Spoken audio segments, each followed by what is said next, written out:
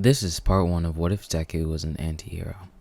This story is going to be based off the manga Rooftop Swordmaster. So if you read the manga, then you'll kind of understand how this will go. But the ages don't match up, so I'll have to change a few things. In the anime, Deku and Bakugo went to a normal junior high school, but instead I'll have to change that. The school that they went to is going to be a top hero middle school for the rich and talented, before they transferred to top hero high schools. It was basically made so that people can develop and nurture their children like hero training wheels. They do this to ensure that their kids can go to higher hero level schools. People without quirks can also be accepted, so the school isn't primarily about hero stuff. It's a business hero school, allowing the heroes and future business owners to establish connections with each other. I'm going to say that all of class 1A was also there, so let's get started. As everyone is sitting down, the teacher said, "We have a new student today. Please welcome Himiko Toga." As Toga walked into the classroom, she said, "Hi, my name's Toga. Hope we can get along well." "Yo, she's cute. Come sit with us." As the teacher said, "Where do you want to sit?" As she scanned the room, she locked eyes with Deku and smiled. As he blushed and looked down, then said, "I'd like to sit there," pointing to the window, coincidentally next to Deku. "Alright then, that's your new seat. Just remember not to look outside when I'm teaching, okay?" "Okay," said Toga, as she walked to the seat and sat down. "Damn it," said Mother Mustard. "Now, class, turn to page 50 in your science book." As Toga leaned over to Deku and said, "Hey, can I read with you? I didn't bring my book," as he said, "Sure," as they read together. Bakugo in the back looked at her talking to Deku and thought, you think you can enjoy yourselves and get a girl, huh? Not in my territory. After class, Deku was cleaning up trash as Toga came up to him and said, "Aren't there supposed to be people helping you clean up?" "Yeah, but they bailed. I can help you." "Don't. I'm an outcast. If they found out you helped me, they would only bully me more. Then I'll pretend to bully you so that nothing will happen." As Deku smiled, and they became good friends. As Deku and Toga met in the coffee shop, Deku said, "Why did you call me? What if someone sees us?" As he sat down. "Earlier today I got a confession letter, but I rejected it." "Wow, good for you. Don't you want to know who it's from? You're popular, good at studying, and pretty. Of course people would ask you out, but whatever. Who was it from?" "It was from Kirishima." "Do you know who that is?" "Yeah, his father's part of the board and is a pro hero. You should stay away from him."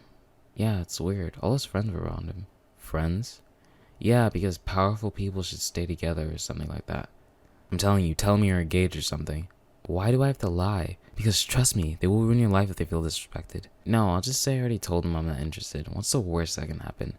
"Bye," as Toga got up from her seat and left the store. As Deku sighed. "Next week at lunch. All my friends are starting to ignore me, and they're avoiding me. But Cassie and Sheila want to bring me out to meet Todoroki's new friends." "Where?" "Outside of school." "Don't go."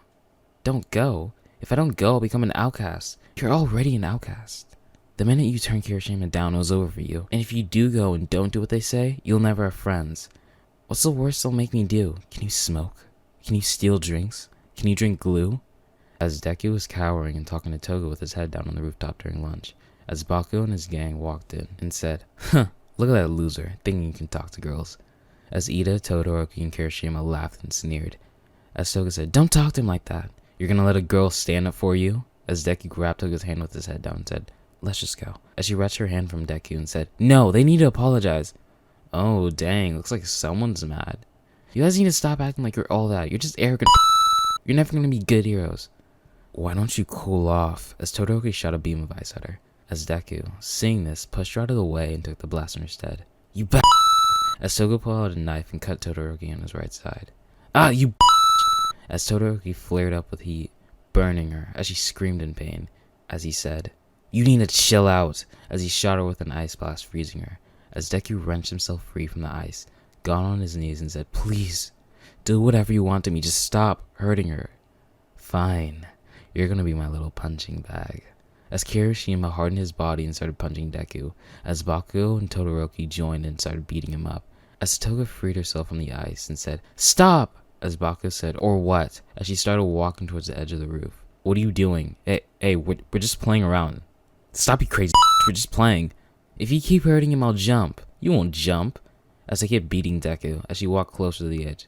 Hey, relax. He's just a loser." As Deku said, "Stop, I can take the beating. Just stop." As she said, "No, it's the only way to ruin their future careers." As she jumped off the building. "Oh, bitch really jumped. This shit, I'm out." As Bakugo and his gang ran away, as Deku ran to the edge of the building and looked over, as he saw Toga's unconscious, damaged body on a car. As Deku ran down the stairs and got her body and called the hospital. As everyone in the school was just surrounding the ambulance car as it left, Deku, with hatred in his eyes, looked at Bakugo and his gang as they sneered and laughed, as they were making memes of her falling body. Bakugo, seeing Deku's intense glare, looked back at him with a sadistic, evil face. Next day at school, Deku was angry and pissed off as his mind had been replaying the brutal sight of Toga getting burned and falling off the edge of the roof. As he was walking home, Todoroki grabbed him by the throat and said, "We're not done with you. We have a special surprise ready for you and your parents." My what? As Todoroki frees Deku, knocking him unconscious due to hypothermia. Next scene, as Deku's parents had arrived home, Deku's mother said, "I've been looking at the camera, but he hasn't arrived yet. Let's go pick him up." "Yeah, sure," said Hizashi. As they went outside, all of Class 1A was outside of their house. As Hizashi said, "Are you guys Deku's friends? And if so, where is he?" "Don't worry, he's at school. He's a little cold right now, but we're not friends. And actually, he disrespected us, so we're gonna make you pay. I'm sorry for my son's negligence. How much do I have to pay?" "Oh no, we don't want money, old man, but you're gonna pay with your life." As Hizashi pressed a button on his watch and started streaming from his camera, as he grabbed Inko and tried to run back into the house, but Sero grabbed them both with his tape, as he tied them down, as Momo laughed and formed gasoline, as she poured it all over them and the tape connected to Sero. As Sero separated the tape from himself, Todoroki lit a fire with his right hand and walked towards the tape, as Inko started crying, as Hizashi said, "Please, stop. I'll do anything. Just stop. I'll give you anything. Just stop terrorizing my family." "No, old man. People like you need to be used as examples for why the weak shouldn't disrespect the strong." "The strong? Aren't you supposed to be a hero? You go to a preliminary hero business school. What are you talking about? Respecting the strong? Aren't you supposed to protect the weak?" "We don't have to do anything. We only do it for money, power, and status." As Todoroki lit the tape, as Deku's parents started burning, as Class 1A was laughing, while still stuck on the tape, Hizashi and Inko held and embraced each other, as they were reduced to nothing but ashes. Next scene, Deku is barely regaining consciousness, as his doctor said, "He should be waking up any day now." "I hope so," said his aunt. "He's been in a coma for 9 months. 9 months? 9 months? He thought, as he drifted back to sleep. Next week, as he awoke, his aunt was peeling apples as she said, "I thought you'd never get out of that damn coma. I pray that you would never give up." As his bony, scrawny body looked at her, emotionless and disgruntled, as she said, "I can never forgive them for what happened to brother-in-law and sister. You should be mad at me. I soothed them. I did everything I could, no matter what." For sure, as tears trickled down his face as she said, "Even if you get a deal with the detectives and the prosecutor, your father will stay dead. All I want is for them to be punished." As she wiped the tears from his bony, emotionless face, "I couldn't accept the results. Inko wouldn't have agreed with me, but we managed to reach a deal with the 8 scumbags who did this to you." As his face slightly brightened. They were all suspended. The homeroom teacher and superintendent were temporarily dismissed. "It wasn't enough. My brother and sister were both very kind. The punishment those kids were given would never be enough. I made flyers, I posted them on the web, and I tried to start a petition. I used all my contacts. I tried my best to let the people know." As his blank face just stared upwards towards the ceiling. "But I didn't know. I couldn't have known. Even after all this, the news and articles could still not be made. The police were powerless, and even the prosecutors overlooked it. Those who wanted to help were all chased away by this, and eventually, I got in trouble. It was then I learned the power of having an influential family. The police, the prosecutors, and the reporters were all playing the palm of those people's hand." As she said while quaking, You will never get back what you lost, and the suspension of those delinquents is already past. Brother, sister, how would they have felt if this has happened to me? Sero, a student, taped them together. Momo forged gasoline and poured it all over your parents. Then, a kid named Todoroki lit the match and it burned them to death." As his face changed from a blank, expressionless face to a fearful, frantic look. My sister, no, your parents were burned alive while they held and embraced each other. I could do nothing. I was powerless in front of it. The fire was too large." As he was devastated, with tears streaming down his face, with every inch of his body convulsing, he thought, "Dream? Deku? Dream? Deku? It has to be a dream. Deku! I was just sleeping? I was just sleeping?" As he screamed with tears running down his face, "Deku! Just sleeping? Just sleeping?" As he lost consciousness, as the sirens were blaring outside of the hospital, Move! As the nurses and doctors held his unconscious body in the stretcher, frantically trying to move it into his room for treatment, as he had on an oxygen mask. His condition's getting worse, yelled one of the doctors. Next scene. As 2 police officers were out to the hospital, their walkie-talkies started conveying information to the suspects. Eyewitness reports 19 suspects, all wearing school uniforms. As he got in the car to get a better grasp of what was being told through the walkie-talkie. 6 girls and 13 boys. I checked and they're from the Seiko Middle School. Middle schoolers ages 13 and 14. You're saying this was all done by middle schoolers? These young did all of this? Said the other police officer. This is way more than just school violence. The kid's almost dead. Things are gonna get messy. Let's catch those little shits.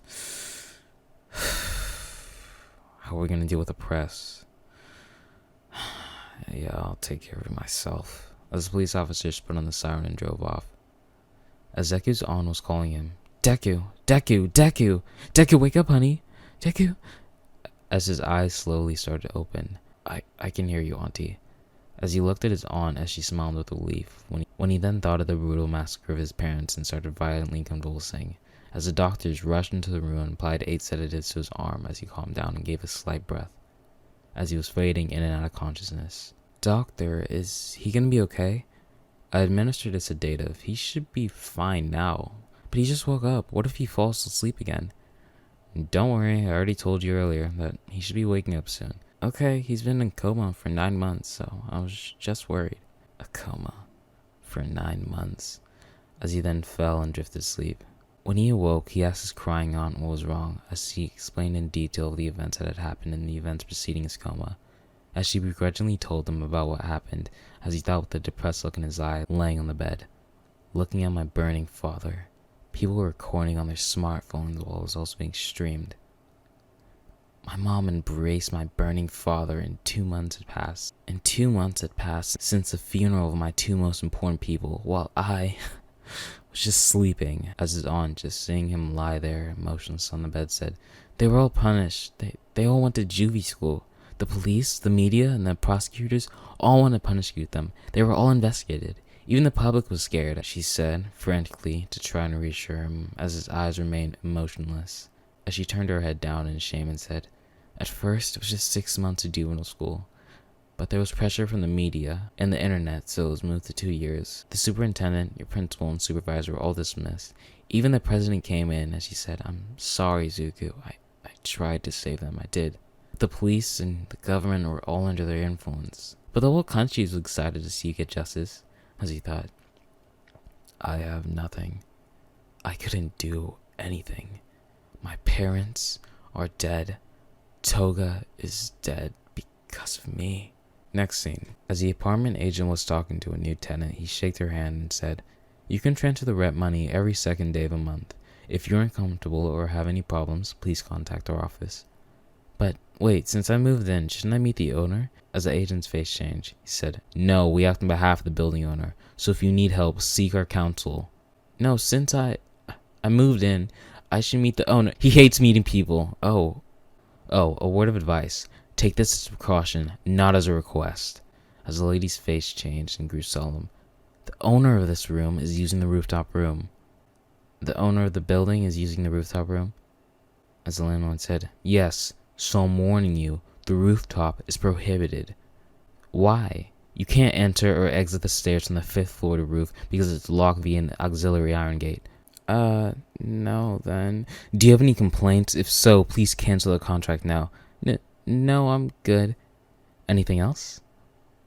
No. Alright, good. As the scene switches to an anorexic-looking Deku in a room filled with untaken-out trash bags, Deku was looking at articles of Class 1A's parents and the incident's effects on their careers. As he went through the articles, the incident was rarely mentioned and was soon forgotten by the public. As articles of the incident had been covered up and hidden, as a search engine used to cover the incident had been removed from the internet. As he looked at his phone and saw the notification of the medical examiner coming to examine him, as he heard knocks on the door. Open the door! As Deku got up and slowly walked to the door. As he opened the door, the sun burned his retinas, causing him to cover it with his hands. As he slowly adjusted to the light, and he started to slowly retract his hand, the medical assistant rushed into his room. It's so freaking cold outside. Why do you live in a rooftop room? As she looked at the piles of trash bags and said, who lives like this? Hey, Hey, turn on the lights! As he flicked the lights and the room was illuminated, revealing the vast amounts of trash bags hidden in the dark. As she examined his living conditions with trash bags next to his bed to the door with just a small extent of legroom. You need to start living like a normal human person. As he sighed, hey, what are you complaining about? I have a date, so let's finish this as is. As she took out her examination notebook and started asking me questions. How's the arm? Hurts a little. Legs? Hurts a little. Back? Hurts a little. Your eyes and the headache? Hurts a little. As she sighed and wrote down related blood pressure. You gotta stop this. It's been going on for a whole year. The doctor and I are at wits. You should be thinking about going back to school. As he reached into his pocket and pulled out his phone, and then he sent a message to her saying she could leave now. As she reached into her pocket, saw the message and said, hey, I didn't say all this so I can get paid. How long are you going to stay this way? As he just looked at her, as her face relaxed and grew somber. At least take a step outside, okay? Meet some new people. As she left, next scene. As Deku hooked his phone up to his computer and started to try to read Class 1A group chat messages. He was denied service, so he opened up Kali Linux and forcefully gained access, allowing him to see all of Class 1A's texts of coming back to America, and how easy it would be since Momo's father was going to become the president of Japan, and how they had been training in America. As Deku turned off his phone and felt an immense amount of hatred. As he remembered his burning parents, the deadhead stance, he walked to his bed and lay down, when suddenly, far from Earth there was a flaming sword, bloating towards Earth, as if God himself decided to throw it to humanity. As it crashed into the rooftop with a loud awakening Deku, as he, frantic, got up. What the hell? Where did the sound come from? It sounded like there was something striking the roof, as he thought. Is it a thief? Or as he thought Class 1A and how they viciously murdered his parents. As he staggered, clutched his heart and remembered they're in the USA right now. As he walked and opened the door, only to find a tall, burning longsword wedged into the roof as it stopped burning. As he looked and examined it. Why is this sword? No, rather than that. Who? Why? How? As he was sweating from the vast amounts of fear and uncertainty, as the situation was simply precarious to him, as he took a moment to recollect his thoughts and took a deep breath, calming himself. As he further analyzed the blade. It's like that sword in Dark Souls. What's it called? A two-handed sword. A Zwinder? But with an extra grip reaching from the guard. Strange. As he looked at the sword, even though it was lodged into the ground, it was still taller than him, with the exposed part of the sword being 5'11", where he was just barely 5'6". As he thought, it doesn't look like it was stuck in that deep. Maybe it's just stuck there loosely. But who and how is the question. As he looked back to the door as it was still locked, as he thought, why, how, who, how, why, how, who? As he grew in frustration, as he yelled, who? And screamed, I don't know, I don't know, I don't know, I don't fucking know! As he sighed and thought, whatever, wherever it may have come from and whoever came and stuck this shit into my roof and started this shitty new Excalibur legend on the roof. As he plopped into bed, as he closed his eyes and decided to not give a shit.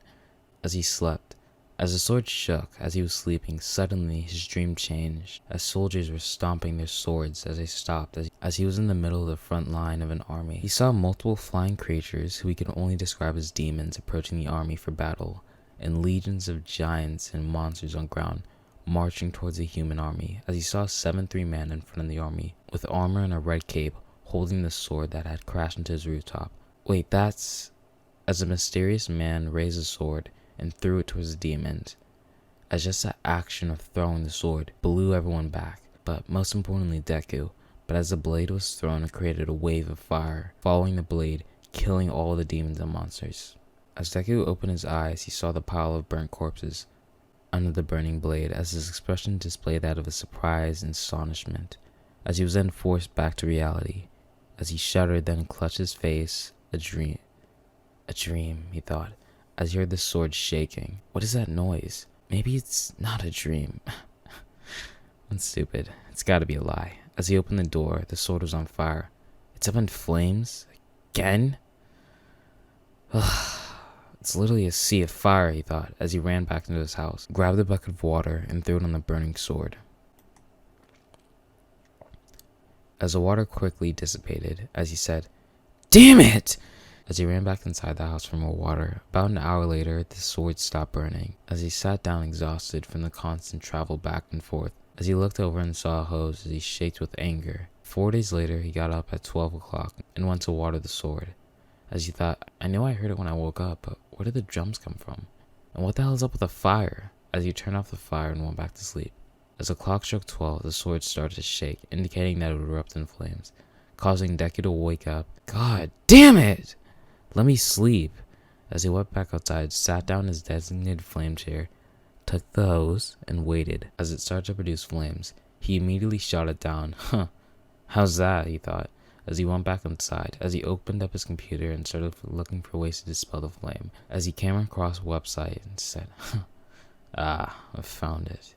Next day, as the clock struck 12, he went outside. In his right hand he held up a cross, in his left hand he held up holy water. As he raised both up towards the sword, in the name of the Father, the Son, and the Holy Spirit. Amen! As he shot the holy water in a spray bottle at the blade as it erupted in flames, as he reared back and persisted in trying to exercise the blade. By the powers vested in the Almighty Lord, I command thee.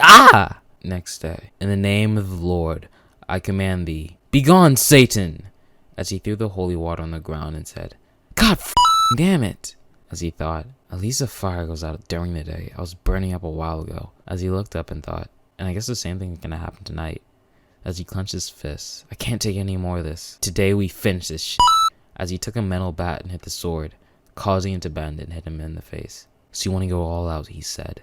Well, how about this? As he walked to the sword and grabbed it and said, alright, this is the last day. Either one of us has to. As Deku felt a vibration throughout his full body. As the sword started to shake, as it started to produce fire, but the fire then rose into the air, culminating into a tiny sun. As he thought, it's not midnight yet. Why is there... As he looked up and saw the sun as it went into him, as his body was laden with fire, as he screamed at images of his parents' death, and weird visions of that strange vivid dream entered his mind all at once, causing him to clutch his head in pain. As he thought, it feels like I'm splitting apart, as more images of his childhood and visions of the strange man with the large sword went through his brain. As more and more images started to flash through his mind, he started to yell. As the fury energy left the body, as he was falling backwards, he lifted the sword from the roof and fell back. As the ladies in the apartment started talking. You know, ladies, why do you think it's so loud on the rooftop these past few days? You can hear that from the 3rd floor? Wow. Lately, my family can't get enough sleep because it's so long for those 2 to 3 hours of the night. Oh, at least you live on the 4th floor. We live on the 5th and it's killing us. I don't know what he's up to, but day by day he's up banging around and the sound can be heard through the ceiling. But my husband is getting intrigued. Intrigued? Why? You know, none of us has actually seen the owner. You're right, we don't even know if it's a man or a woman, or even how old. While we're on the subject, the owner called management, but they said that even if the owner's screaming or making noises, it doesn't matter unless he's hurt. Really? Yeah, I mean, that was his answer. When he said you heard a person screaming, they said he called the owner and checked to see what's going on. Next scene. As Deku in cold sweat woke up, panting. What the hell did I see? A dream? No, it felt too real for a dream. As he clutched his face. No, more like a memory. Happiness, despair, sadness, guilt, hatred, fury. All these emotions sprang up as if they were alive, as if I've lived through the ages of untold and imaginable trials. As he shook his head and was getting up, when he was pulled down as he looked to his side, and in his right hand he held a large sword. Surprised, he let go of it and thought, what the hell? Why is this here? As he looked at the ground, Why are there no signs of damage? What happened to the crater from the sword? As he inspected the sword and thought, it's 6 foot 2 inches, a whole meter longer than when it was in the ground. Wait a minute, if it's this long, wouldn't it have been stuck through the ceiling to the floor? Never mind. As he struggled to lift the sword upright, as he held it up, it started to slip as it fell on him, as he grasped in pain. But after time, he was able to lift it up and put it against the wall, as he looked at the blade and put his hand on it. As the name of the blade came to him, the War Sword. That's the name of the sword. As he retracted his hands, a bringer of the storm and thunder. That wasn't the name of the sword, but someone called it that on a whim. As he clutched his chest and thought, but why am I like this?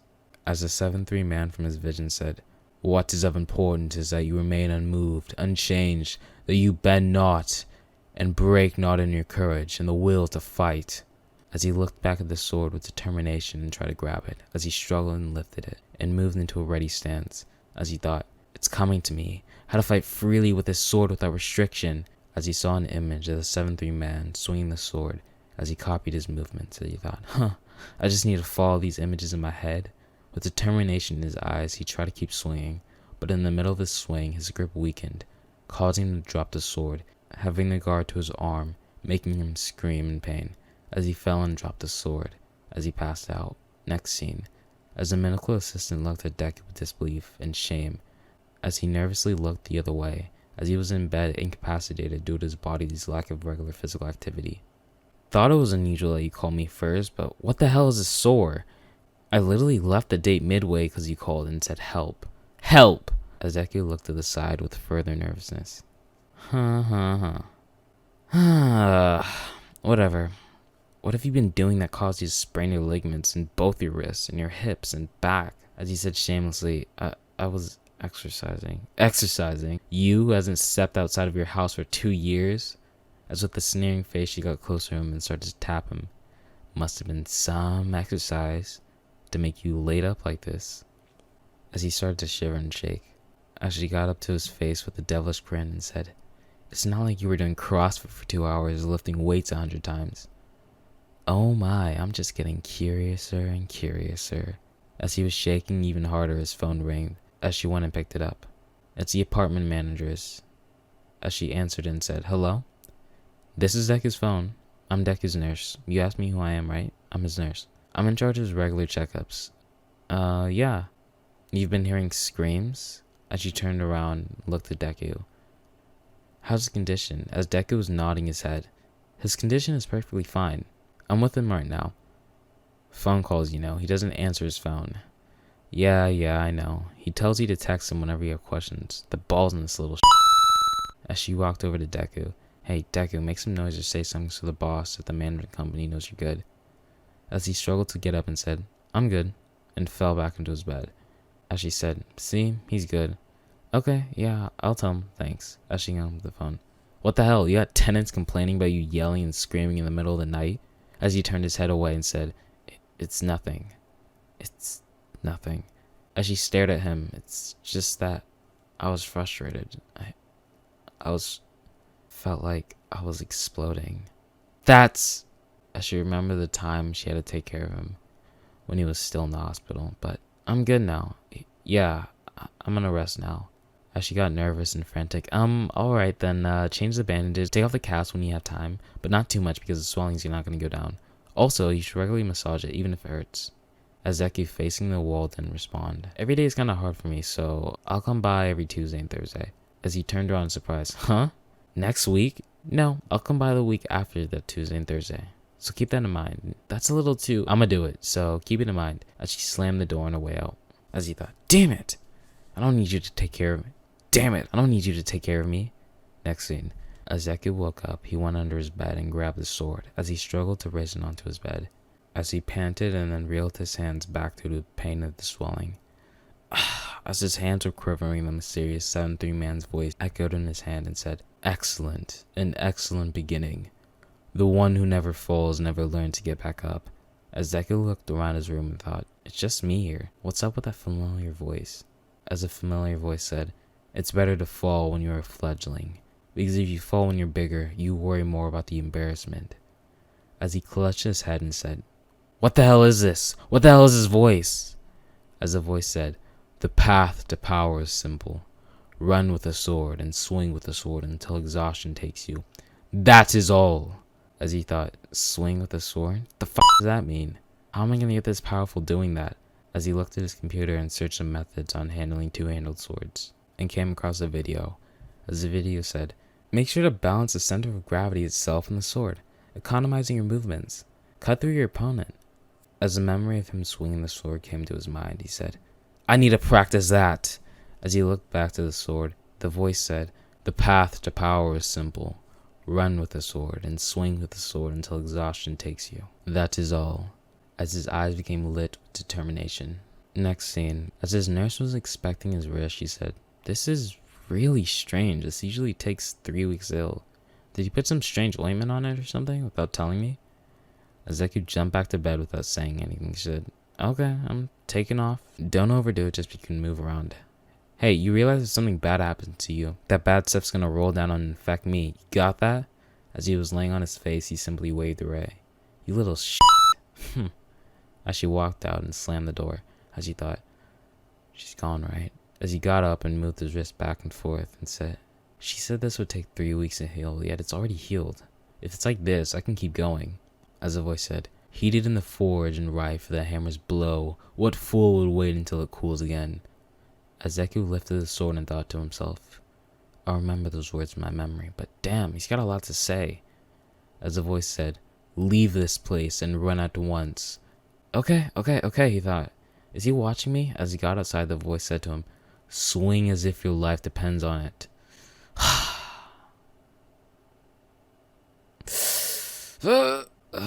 As he drew the sword and struggled to lift it, then dropped the tip of it to the ground. Man, this is heavy. It's gonna be hard. I think I better get my strength and stamina at first, but I have to go outside. Never mind, it's been a year since I've been around the neighborhood. On a latter thought, I don't think I got enough stamina for that, so I'll do that later. Yeah, later. But then he thought of that mysterious large man and recalled his memories and thought, but that guy at the age of 12 ran with the sword for a whole hour. An hour. A whole hour. As a voice said, "Eat and run. Eat and run some more." As he put straps on the sword and tied it to himself and thought, how many push-ups could I do before? Maybe 30? As he started to sweat nervously. I haven't been exercising for years, and counting for the weight of the sword, maybe 10. As he got on his hands and thought, so hard. I haven't even started. Yeah, let's just start with 1. As he was shaking from the weight of the sword. 1, just 1. As he went down, his hands collapsed and his head hit the floor. As the voice said, "Run with the sword. Swing the sword until exhaustion takes you." I think I'm going crazy. That it's all still strapped to the sword. Next scene, as there were empty noodle cups on the table, as he was sprawled on his bed inside and said, "I'm stuffed." As he got up and thought, okay, I've eaten my full, and he grabbed the sword and went back outside and thought. And the sun set, so I'm sure there won't be a lot of people out. As he flexed his muscles and said, "Alright, let's run around." As he opened the door and started to go down the flight of stairs with the sword on his back. As he thought, I'm gonna go with the stairs because it's dangerous outside. As he slowly went down the stairs, as he thought, run until exhaustion takes you. Just 1 flight, just 1 flight, and it feels like my body's breaking. As he kept walking, the tip of the sword hit the stair railing, causing him to trip and roll down the stairs, landing on his head. As the voice said, "Run with the sword until exhaustion takes you." As he grunted and got on his side and thought, I'm gonna keep running, whatever it takes. Whatever it takes. As he slowly but surely went up and down the flight of stairs. Though he stopped and took short breaks, he still accomplished his goal. As he got back up to his backyard and yelled, 4 round trips. I can't do this anymore. As he was sweating profusely and panting. So I've done until exhaustion took me, right? As he thought of the people who bullied him and killed his loved ones, he turned around with a newfound resolve. Thought, 1 more time. Next scene. Several weeks later. Deku had grown and his muscles had grown. As Deku awoke due to a notification, his stomach growled as he thought, hungry. As he went and made himself food and thought, why is it that I eat and eat and eat, yet I'm still hungry? As he was gripping a hand grip after eating and washing his dishes, he went outside his backyard and started doing push-ups. 69, 70, 71, 72, 73, 74, 98, 99, 100. As he fell to the ground and started panting, the voice said, the less rest period you have between exercises, the harder it transforms your skin and the muscles behind it. As he got up, the voice said, find peace in the violence of your movement, and the ecstasy and the pain it brings you. As he strapped the sword to his back and ran up and down the flights of stairs. As he burst through the door, he said, 8 times round trip. Cleared. Now, as he unstrapped the sword and got into a stance, that voice said, let's start easy with 100 swings. As Deku held the sword with both arms in front of his face, the voice said, swing the sword slowly, so slow that it might cause me to yawn out of boredom. As Deku slowly raised the sword to his right side, the voice said, If the tip of the sword wavers, it does not count. So Deku slowly swing the sword in the positions that were showed. As Deku was swinging, the voice said, "What is the purpose behind what you have done?" Purpose, he thought. As the voice said, "What is the goal?" Goal. Revenge! Next scene. As Deku awoke with a memory of his parents being killed, he sensed a presence approaching. It was his nurse, as she tiptoed to his door, and sent a message saying that she was coming to check up on him. As she grinned to herself and was then surprised when the door opened, as she then nervously said, "How did you know I was here?" As he said, "Please, act your age." "Damn it," she pouted. As she walked in, "You're no fun." Next scene. "So your blood pressure is 175 or 110? How's your arm?" "Hurts a little." As she grimaced, Hole looking at him said, "You know, you and I are both in this together. And I know we make this up as we go along, but still, this is serious." As he didn't respond, she said, "Your ligaments in your wrists and ankles, are they okay?" "Yeah." "How about your back?" As he simply said, "Hurts a little." As she got angry and a vein in her head started to protrude, she said, "You little shit, but what are we gonna do about that puzzled look?" As he just looked at her. "The doc wrote this in your report, that you're pretty much recovered." As he started to shake. "So what, you can't goof off anymore?" "But starting school, middle school, as a 14-year-old is okay, so you should be fine." As Deku's hand started to shake as the assistant got up. As Deku was towering over her, she was simply at ab level. As Deku with bloodlust said, "I will not be going back to school." As she said, "Yeah." As Deku, still angry, said, "Did you hear what I said?" "Hey, Deku," she stuttered, as he looked in confusion. "When the f*** did you get so tall?" As she stood up and leaned towards him. As he leaned backwards in confusion. "You were barely 5'6", and I'm pretty close to 5'7". "But you're taller than me right now." As she grabbed his hand and said, "Hey, stand up straight," as she forced him into a straight position, with him towering over her. She looked at him saying, "How did I not notice before?" As he was avoiding eye contact. As she leaned back and said, "What the yo, how long have you been lifting?" As she lightly punched his pec. As she said, whoa, as she started to feel his pecs. "Did you get swole too?" As Deku avoided eye contact with even more embarrassment. Next scene. Deku was swinging his sword, the voice said, "With your heart set on strength, grasp the overwhelming power. The foolish confine themselves with limits. They split themselves into strong and the weak, and struggle to stand above those who crawl below. Yet the heaven and the sun do not exist in multitude. Nay, they are but one each," as he started to sweat. "Thus they do not struggle for power." As he gripped the sword with both of his hands, making it stand upright before him. "The pledge of indomitability, the blessing of the sword, the essence of faith, from running until exhaustion takes you, the endless straining of the body and the mind, you force yourself past the limit, and at that moment you obtain the first power, the pledge of indomitability. And after the blessing of indomitability, from the swing your two-handed sword, war sword, for 10,000 times, without pause in one day, you will obtain the blessing of the sword. When the pledge of indomitability and the blessing of the sword become one, the almost unlimited power of essence is born within your body." Or at least that's what I remember from the vision. But compared to the memory, I've barely started walking. I need to train more. As Deku, with unfailing determination in his eyes, thought, "I have to train more."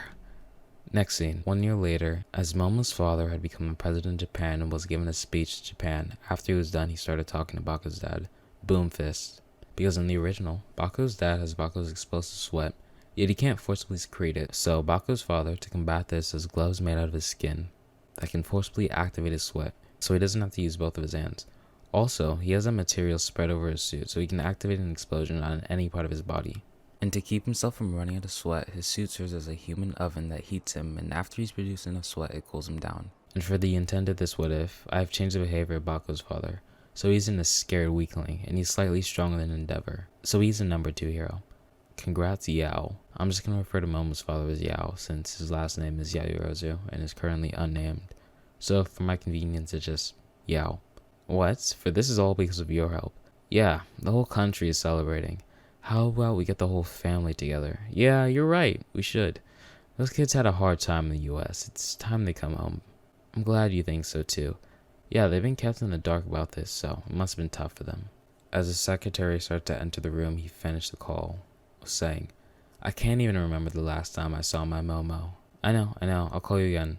Mr. Chairman, it appears that Momo Yang is set to return. Yeah, she's had it hard, but I'm sure she's all grown up. It must have been hard for you, but that's in the past.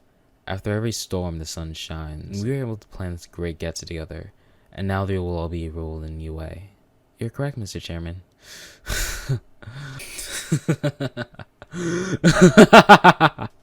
Next scene, as Momo posted a video of her and the students in Class 1A, passing the UA exam, as Deku saw the photo and said, it appears I will be together very, very soon.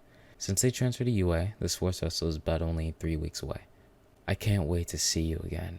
And in 3 weeks' time, I shall make my debut to the world. Seeing as how Class 1A had yet been instituted into UA, the villains had instead attacked Class 1B. For convenience, I'll simply say that All Might had come in time and they were able to protect the students.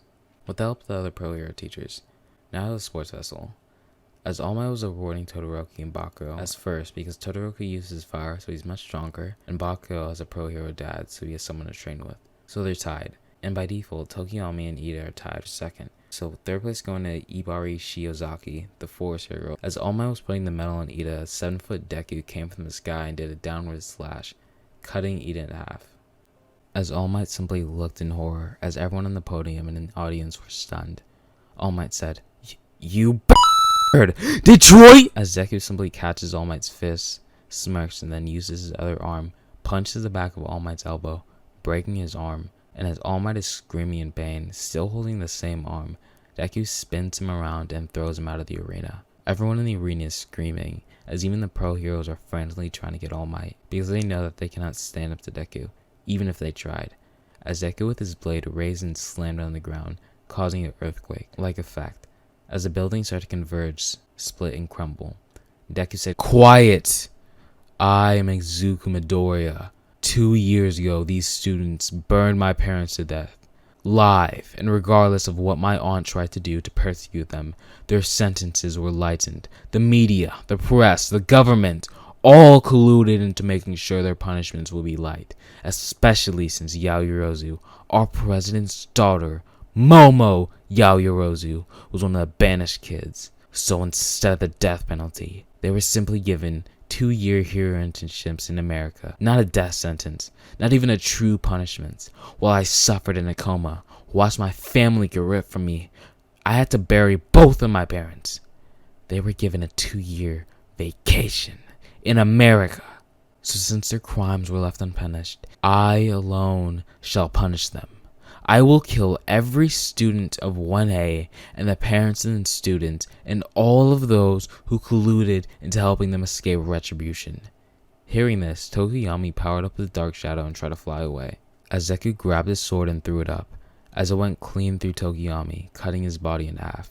As the blade flew back down to Deku. Deku caught it and stared at Bakuro and Todoroki, as they were the closest since they were going to go on the podium next. As Deku arched his arm back and threw his blade, as it was spinning towards Bakuro and Todoroki. Cementos put up a wall, but Deku's sword easily broke through it, as Bakuro and Todoroki, seeing the blade coming, barely escaped by bursting away. Endeavor and Boomfist immediately rushed down to grab Bakuro and Todoroki, as they ordered the heroes in their respective agencies to fight Deku, as they escorted the children and the citizens away from the skirmish. As the heroes were attacking Deku, he was simply walking towards the remaining students of Class 1A in the arena, while slicing the heroes down, as Ida's parents, seeing the skirmish, tried to run to the arena to avenge him. As he came with other fast heroes, as they helped evacuate the civilians and students, and after all the civilians had been relocated, Ida's father said, "This is for Ida. I'm gonna suck the life out of you." Pause. Don't make this gay. You may be strong, but you're not that fast. As all the other speed heroes started running around Deku to create a vacuum of air to suck the life out of him. As Deku got on his knees, and they started cheering and went faster, as he started to smile and laugh. "This is it? This is what you call speed? This is what you were going to use to kill me?" As he put one foot down and spun around, his vortex was easily dissipated. Ida's dad said, "Formation Alpha," as they all spread out and started hitting Deku, as they started to realize that Deku was only allowing them to hit his clothes, but in actuality he hadn't been hit at all. As Deku smirked and said, "My turn," as he ran up to the farthest fast hero, grabbed their face, and slammed them into the ground. He then grabbed the legs of the hero and used his head as a bat. He then sprinted and caught up with another hero and hit the hero with his full strength, blowing a giant space in the hero's head. As the other heroes looked at Deku in horror, the skin of the hero he was using as a bat started dripping off, leaving nothing but the skull. As Ida's father said, "How dare you!" All the speed heroes gave up their strategy and just started rushing Deku. As he said, "Finally!" As he started punching and ripping through them, realizing the stupidity of their actions, they started to fall back and try to retreat. But he then ran faster and caught up with them, and viciously split them apart. At this point, the heroes weren't even trying to fight Deku. They were simply trying to escape, but they were being viciously murdered by Deku, to the point to which all the people watching have all but turned it off due to the amount of gore and blood being spilled by Deku. As Deku had killed every hero except Ida's father, he then grabbed an exhausted, beaten version of Ida's father and said, "I can't wait to make you suffer." As he said, "You already killed my wife and son. What more could you take from me?" As Deku started to rip the turbines off of the hero while saying, "Well, as far as I'm aware, you still have an eldest son that you care for, and you're gonna have to live with the fact that not only are you going to die helplessly, the last existing member of your bloodline is going to die, and there is nothing you can do to stop it." That's not gonna happen, because All Might and the other heroes are gonna stop you. As Deku laughed and said, "All Might? The guy who I casually just got rid of? You need multiple All Mights to give me trouble, and the other heroes aren't even close to his level, so that statement is hilarious. Regardless, there will be a hero that will surpass and end you if that's what you want to tell yourself to make yourself feel better in death. But the truth is, you're a failure. You're a failure of a man, a failure as a parent, and a failure as Iza's father. Don't talk to me about parenting. Your parents deserve to die, since they raised it up." As Deku squeezed Iza's father's head to a pulp, causing blood to squirt everywhere. As Deku then grabbed his blade and then went to the camera recording the carnage and said, "I will come after anyone who tries to extract my revenge, so don't get in my way." As Deku then stabbed his giant blade through the camera and then jumped away. As he was jumping away from the arena, he was then saying, "Father, Mother, I've taken the first steps in avenging you. I promise to get rid of those filthy people of this world and live a fulfilling life that honors you." At this point, Deku is much stronger than All Might. If I had a power scale, I'd say like 130% of one for all. But he still has room to grow. And that'll be all for this What If. Look, I know you guys have been curious about where I've been. I've just been stuck in another country due to COVID restrictions, but I'm back now. So remember, just sub, don't be a bitch. Bye.